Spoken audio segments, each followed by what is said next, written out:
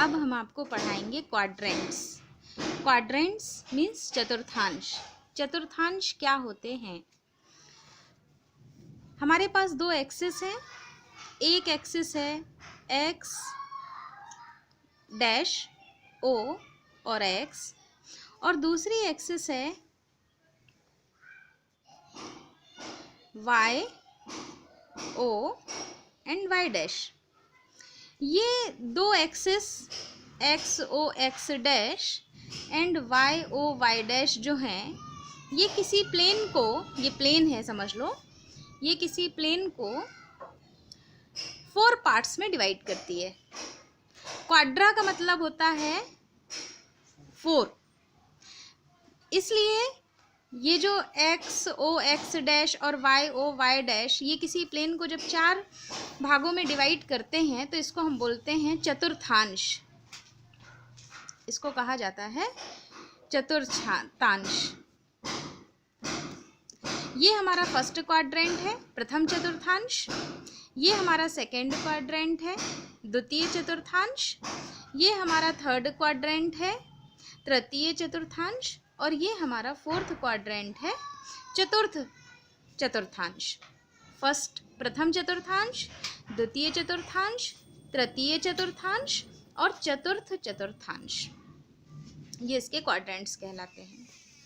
यहाँ पर हमेशा +1, +2, +3 अप टू सो ऑन, और यहाँ y में हमेशा ऊपर के साइड +1, +2, +3, +4 ऐसे नंबर्स होते हैं। इसलिए यहाँ पर जब हम प्रथम चतुर्थांश को देखते हैं तो यहाँ पर हम ये देखते हैं कि प्रथम चतुर्थांश में x जो होता है वो प्लस वाला होता है, और जो y होता है वो भी प्लस वाला ही होता है। इसलिए प्रथम चतुर्थांश में जो साइन होते हैं भुज के और कोटि के, तो भुज का भी प्लस होता है और कोटि का भी प्लस होता है। अब हम आते हैं सेकेंड क्वाड्रेंट में। सेकेंड क्वाड्रेंट में क्या होता है कि हम ये देखते हैं कि जब हम लेफ्ट साइड जाते हैं तो यहाँ निगेटिव यानी -1, -2, -3, -4 ऐसे हम नंबर्स लिखना चालू करते हैं। इसलिए यहाँ पर, और पहले हम हमेशा क्या लिखते हैं, x लिखते हैं। पहले हमें हमेशा भुज को लिखना चाहिए, इसलिए भुज मतलब x के निर्देशांक जो होते हैं वो भुज कहलाते हैं। इसलिए यदि हम पहले x को लिखेंगे तो यहाँ पर x की हर एक वैल्यू माइनस में चल रही है। तो द्वितीय चतुर्थांश में इस वाले क्वाड्रेंट्स में हमने ये देखा कि हमारा जो x है वो निगेटिव है और हमारा जो y है वो पॉजिटिव है। इसलिए जो द्वितीय चतुर्थांश के निर्देशांक होते हैं वो माइनस और प्लस साइन में होते हैं। सेम थर्ड क्वाड्रेंट में आते हैं हम। थर्ड क्वाड्रेंट में हम देखते हैं नीचे की ओर y में जाएंगे तो -1, -2, -3, -4 ऐसे अप टू सो ऑन। तो यहाँ पर हम x देखेंगे तो x, जब हम थर्ड क्वाड्रेंट में आते हैं तो ये x और ये y। तो हमने ये देखा, पहले हम क्या लिखेंगे, भुज यानी एब्सिस लिखेंगे, तो जो कि माइनस में होगी। और जब हम ऑर्डिनेट लिखते हैं, कोटि लिखते हैं, तो वो भी माइनस में ही होगी। तो थर्ड क्वाड्रेंट में माइनस माइनस। अब हम आते हैं फोर्थ क्वाड्रेंट में। फोर्थ क्वाड्रेंट में जब हम पहले x लिखते हैं तो हम ये देखते हैं कि x क्या है, प्लस है, और y क्या है, माइनस है। तो इसके निर्देशांक होंगे प्लस और माइनस। तो इस प्रकार हमने देख लिया कि अगर हम फर्स्ट क्वाड्रेंट में हैं तो एक्स वाई हमारे प्लस प्लस में होंगे। यदि हम सेकेंड क्वाड्रेंट में हैं, द्वितीय चतुर्थांश में हैं, तो माइनस प्लस होगा। थर्ड क्वाड्रेंट में है तो माइनस माइनस होगा, और यदि हम फोर्थ क्वाड्रेंट में हैं तो प्लस माइनस होगा। अब हम एक चीज़ और देखना चाहते हैं कि यदि हम किसी बिंदु के निर्देशांक को, कोई एक पॉइंट है जिसके निर्देशांकों को हमें सिर्फ x एक्सिस पे ही शो करना है, y पे शो नहीं करना है, तो हम देखते हैं कि यदि हमने बोला x अक्ष पे हम पहले पॉइंट्स बना लेते हैं, +1 नंबर्स कर लेते हैं, +1, +2, +3, +4, +5 ऐसे करके, यहाँ पर प्लस और यहाँ पर -1, -2, -3, -4 -5 अप टू सो ऑन। अब यदि हमारा ये कहना है कि हमें सिर्फ एक्स एक्सिस पे ही पॉइंट चाहिए, तो एक्स एक्सिस पे पॉइंट कहीं पर भी हो सकता है, प्लस में हो सकता है, माइनस में हो सकता है, ओरिजिन पे भी हो सकता है एक्स एक्सिस में। तो इसमें क्या विशेषता है, क्या शर्त है कि अगर बिंदु एक्स अक्ष पे है तो उसकी क्या खासियत होगी। तो अगर हम कोई भी पॉइंट ले लें, जैसे हमने ये लिया, ये एक्स एक्सिस पे है, तो इसके कोऑर्डिनेट क्या हैं, पहले हम एक्स लिखते हैं फिर वाई लिखते हैं।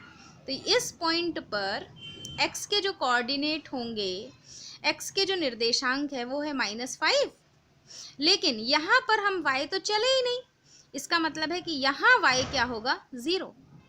अब हम दूसरा पॉइंट लेते हैं x अक्ष पर। सपोज हमने ये वाला पॉइंट ले लिया कि हमको x अक्ष पर यहाँ जाना है। अगर x अक्ष पे हमको यहाँ जाना है तो हम पहले x लिखेंगे, तो x क्या हो गया, जिस पे हमने रखा है 1, तो x हो गया 1। अब यही है हम, मतलब कहीं नहीं गए, y पे हम ना ऊपर गए ना नीचे गए, मतलब y हमने चला ही नहीं, y नहीं चला मतलब 0। और देख लेते हैं, जैसे हम यहाँ आ गए, ये भी x अक्ष का ही पॉइंट है। तो अगर ये x अक्ष का पॉइंट है तो इसके कोऑर्डिनेट्स क्या होंगे, x का हो गया 4, यानी भुज हो गया 4। और अगर हम कोटि की बात करें तो हम फिर नहीं चले, ना ऊपर ना नीचे, तो हमने फिर क्या लिख दिया, 0।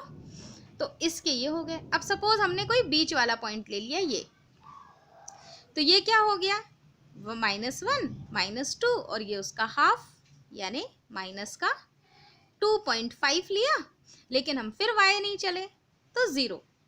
इस प्रकार हमने क्या देखा, इस प्रकार हमने ये देखा कि अगर हम कोई भी पॉइंट x अक्ष पर लेते हैं तो उसका ऑर्डिनेट हमेशा 0 होता है। ये समझ में आया।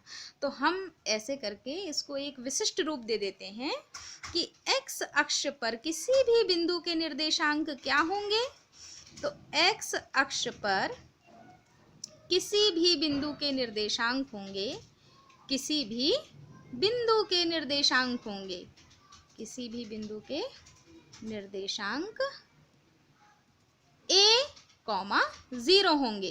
मतलब a चर है जो बदलता जाएगा और y हमेशा 0 होगा।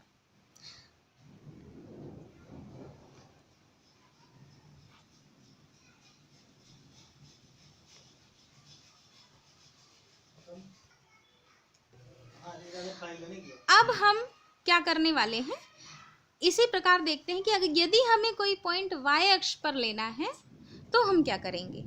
तो हम y अक्ष पर एक पॉइंट लेते हैं, ये हमारा x अक्ष हो गया, x एक्सिस हो गई, ये हमारी y एक्सिस हो गई, ये है हमारा ओरिजिन, ये जहाँ x और y दोनों मिल रहे हैं ओरिजिन, ये इसको हमने नाम दिया x डैश, ये हमने इसको नाम दिया y डैश।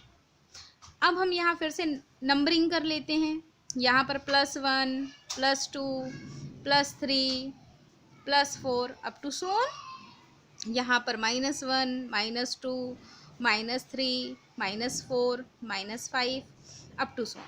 ऊपर साइड प्लस लेते हैं, +1 +2 +3 +4 अप टू सो ऑन, और नीचे side -1 -2 -3 -4 up to so on. Okay. अब हम ये देखते हैं कि अगर हमें कोई पॉइंट y एक्सिस पर लेना है तो क्या होगा। लेते हैं, सपोज हमने वो पॉइंट ले लिया, यहाँ ये पॉइंट हमने ले लिया। अब ये पॉइंट लिया तो हमें सबसे पहले लिखना है क्या, भुज यानी एब्सिस लिखना है, और एब्सिस मतलब x एक्सिस पर हम कितना चले वो लिखना है। और x एक्सिस जब हम यहाँ पर हैं तो हमने देखा ना हम राइट गए और ना ही हम लेफ्ट गए, मतलब ये जो 0 है हम इसी की सीध में हैं, ना लेफ्ट जा रहे हैं ना राइट जा रहे हैं। इसका मतलब है लेफ्ट भी नहीं जा रहे, राइट भी नहीं जा रहे, मतलब x एक्सिस में हम चल ही नहीं रहे हैं। और पहले हमको लिखना x ही होता है, मतलब हमने x में नहीं चला, 0 चला। और y पे हम कहाँ पर हैं, तो y पे हम -4 पर हैं। ये हो गया। अब और देखते हैं, जैसे हमने ये पॉइंट ले लिया, अब सेम कि हमने लेफ्ट में भी नहीं चला राइट में भी नहीं चला, मतलब हम x एक्सिस में आगे बढ़े ही नहीं, तो पहले रूल क्या कहता है कि पहले हमें ऑर्डिनेट एक्सिस ही लिखना है, मतलब भुज ही लिखना है, एक्स अक्ष के कोऑर्डिनेट ही लिखने हैं। इसलिए हम पहले एक्स अक्ष का लिखेंगे 0 और फिर इसके बाद हम वाई अक्ष का लिखेंगे 2। और लेते हैं, जैसे हमने लिया -3 वाला, ये लिया, तो यहाँ पर भी हम क्या लिखेंगे 0 एंड -3। इस पॉइंट के लेंगे तो 0 एंड -2, इस पॉइंट के लेंगे तो 0 एंड +4। इसका मीनिंग क्या है कि हमने ये देखा कि अगर हम y अक्ष पर चलते हैं, y अक्ष पर हम कहीं पर भी कोई भी कोऑर्डिनेट लेते हैं तो हमको जो उसकी भुज है वो हमेशा 0 मिलती है। इससे हमने निष्कर्ष ये निकाला कि y अक्ष पर किसी भी बिंदु के जो निर्देशांक होते हैं, y अक्ष पर किसी भी बिंदु के जो निर्देशांक होते हैं, किसी भी बिंदु के जो निर्देशांक होते हैं वो क्या होते हैं।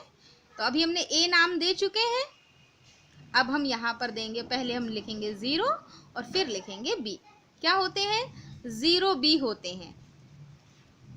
यहाँ पर b क्या है, चर है, मतलब आपकी आवश्यकता अनुसार ये b चेंज होता रहेगा। अगर 4 पे है तो 4 हो जाएगा, 2 पर है तो 2 हो जाएगा, मतलब b क्या है, चर है, आपकी आवश्यकता से बदल जाएगा।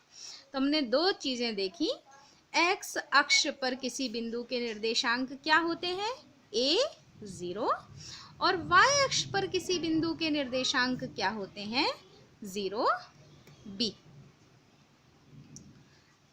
अगर आपको मेरा एक्सप्लेनेशन अच्छा लगा हो तो उसके लिए लाइक करें, मेरे चैनल को सब्सक्राइब करें और शेयर करें। Thank you.